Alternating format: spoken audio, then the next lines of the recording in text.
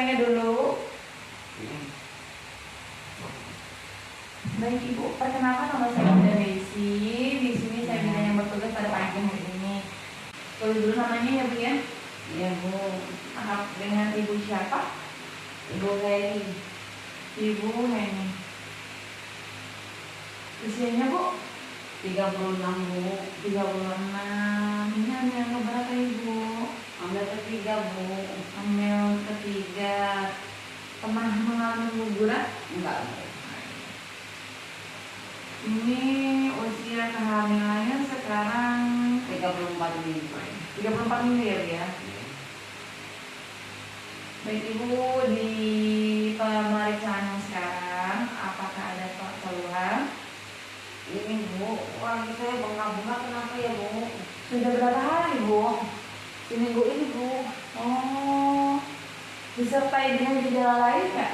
Enggak Bu, cuma bengkak. Kepala pusing, nyeri ulu hati juga tidak? Enggak Bu. Yaudah, saya bantu periksa tensi dulu ya Bu ya. Iya.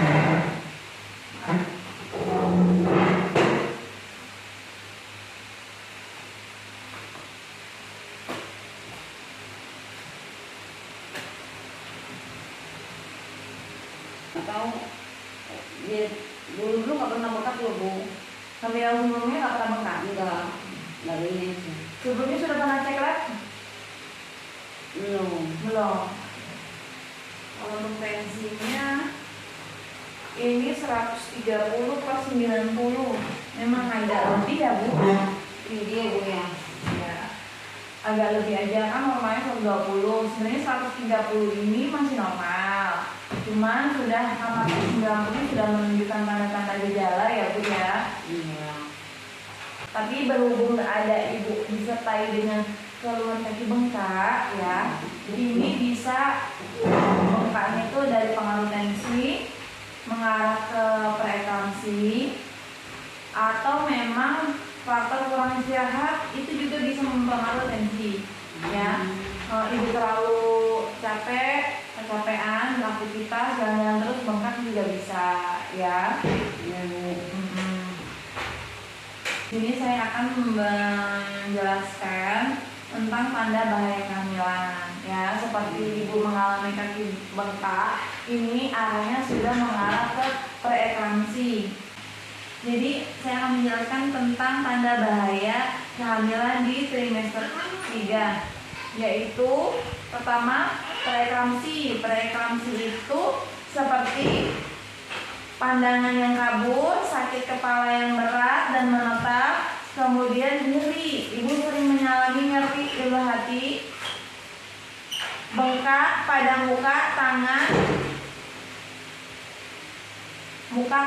ekstremitas itu, kaki bengkak-bengkak biasanya, ya. Ibu, kalau umpamanya Ibu kaki bengkak, mengalami hal atau tanda gejala seperti ini, kalau tidak diatasi, dibiarkan, Ibu bisa mengalami kejang, gawat, ya, kejang, pingsan, hingga bisa menyebabkan kematian. Dan ini juga bisa berdampak kepada janin Ibu, janin yang ada dalam kandungan Ibu. Ini dengan Ibu mengalami seperti itu, janin Ibu bakal mengalami gawat janin, dan itu juga bisa dapat menyebabkan kematian buat si janin. Tanda bahaya kehamilan yang kedua yaitu gerakan janin yang kurang dari 10 kali per 12 jam. Ini sangat bahaya. Coba nanti sambil dilihat gerakan janin itu normal apa tidak. Dia kurang nggak dari 10 kali selama 12 jam. Bisa diperhatikan ya Bu, itu salah satu tanda bahaya kehamilan. Yang ketiga yaitu terjadinya perdarahan pervaginan. Jadi keluar darah secara baik ya. Darah secara baik berupa bercak maupun mengalir dari jalan lahir Ibu. Ya. Ini bisa jadi tanda gejala solusio plasenta. Tapi kalau semuanya solusio plasenta itu biasanya disertai dengan nyeri perut. Kalau dia perdarahan tapi tidak disertai dengan nyeri perut, biasanya plasenta previa. Ini dapat menyebabkan shock, hemoragi, hipovolemik, kemudian sampai menyebabkan kematian.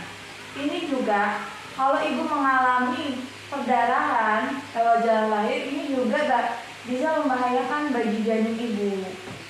Yang keempat itu ketuban pecah dini. Jadi ketuban pecah dini itu cairan yang keluar tanpa disadari oleh ibu melalui jalan lahir. Biasanya dia berbau khas. Kalau ibu sampai mengalami hal seperti ini bahayanya bisa menyebabkan infeksi terhadap ibu dan bisa menyebabkan gawat janin. Jadi kan kayak ibu nih, sekarang kan 34 minggu, itu kan masih belum matang ya, belum harusnya kan 38 sampai 40 minggu. Kok di usia sekarang ibu sudah mengalami pecah ketuban? Nah, itu berarti merupakan tanda bahaya karena belum waktunya lahir. Kok ketuban sudah pecah? Kalau tidak segera ditangani, ini bisa menyebabkan infeksi hingga kematian pada janin. Ya.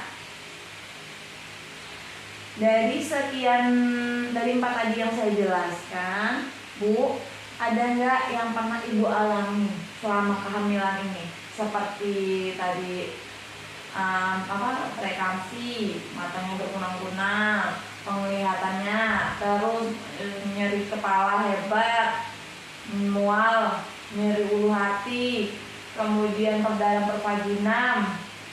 Ini cuma keluhan yang Cuma kakinya bengkak ya Bu ya.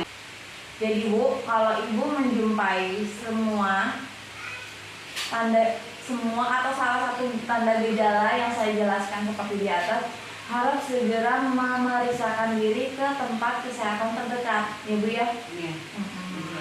Dari penjelasan yang saya berikan, apakah dapat dimengerti atau mungkin yang kurang jelas, boleh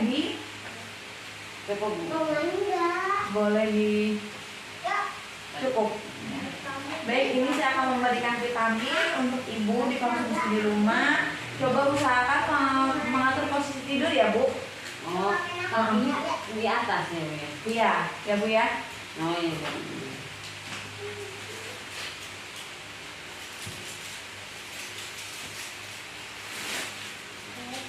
Nanti kalau itu semakin bengkak dan tidak ada perubahan ya, ibu bisa telepon untuk konsultasi lebih lanjut ya. Oh iya Bu, makasih banyak ya Bu ya.